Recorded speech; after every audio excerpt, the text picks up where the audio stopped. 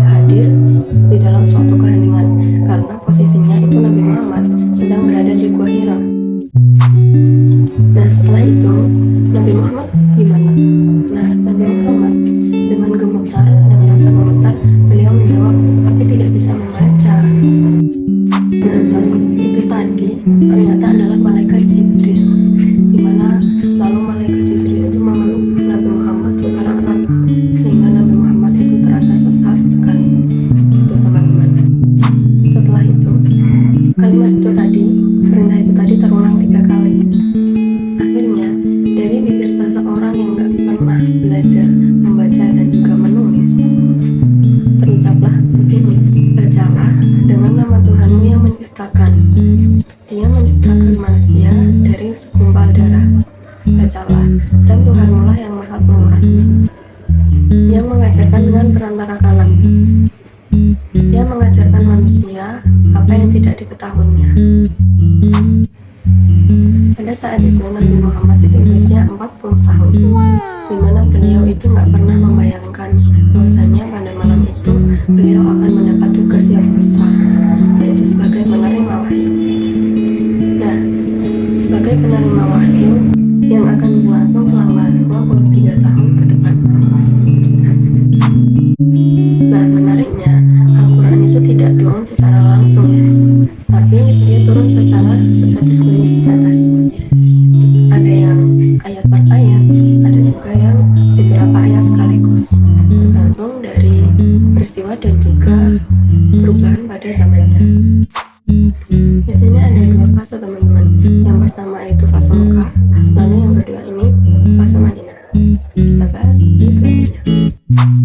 Yang pertama tadi ada fase Mekah, di mana selama 13 tahun di Mekah itu berfokus pada hal-hal yang fundamental seperti siapa asalnya Tuhan, lalu bagaimana alam semesta itu diciptakan, terus mengapa manusia itu hidup, dan yang terakhir ada apa setelah adanya kematian. Setelah hijrah ke Madinah, Al-Quran ini lebih banyak berbicara tentang etika sosial, hukum, dan juga hubungan antar manusia. Ayat-ayat Madaniyah ini umumnya lebih panjang dan juga lebih terperinci, di mana bisa dimisalkan ayat-ayat Makkiyah itu adalah fondasinya, sedangkan ayat-ayat Madaniyah itu adalah struktur bangunannya. Begitu wahyu turun, Nabi Muhammad langsung melakukannya.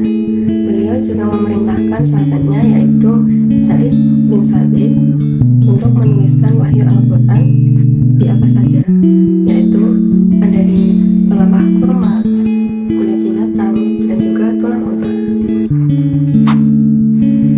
Menariknya, walaupun turun secara berangsur-angsur, tidak secara langsung semuanya, tapi Nabi Muhammad itu selalu mengetahui di mana ayat itu harus ditempatkan. Setelah Nabi Muhammad itu wafat, kebutuhan untuk membukukan Al-Quran itu semakin mendesak.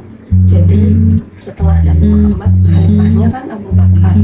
Abu Bakar memerintahkan kepada Zaid bin Sabit untuk memimpin proyek dalam pembukuan Al-Quran ini.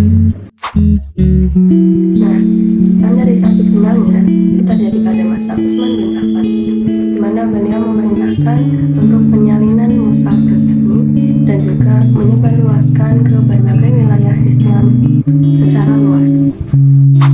Nah, dari penjelasan tadi, Al-Quran itu benar-benar istimewa kan teman-teman.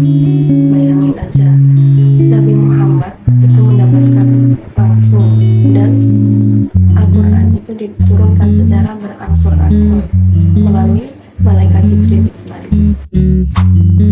Nah, mungkin itu teman-teman keajaiban terbesar Al-Quran, di mana Al-Quran itu turun di sebuah gua yang ada di Jazirah Arab, sehingga kini Al-Quran bisa menyebar luas dan juga menjadi pedoman hidup untuk seluruh umat muslim di dunia. Oke teman-teman, mungkin itu tadi penjelasan dari aku. Nah, semoga dapat bermanfaat dan juga menginspirasi buat teman-teman semua. Sekian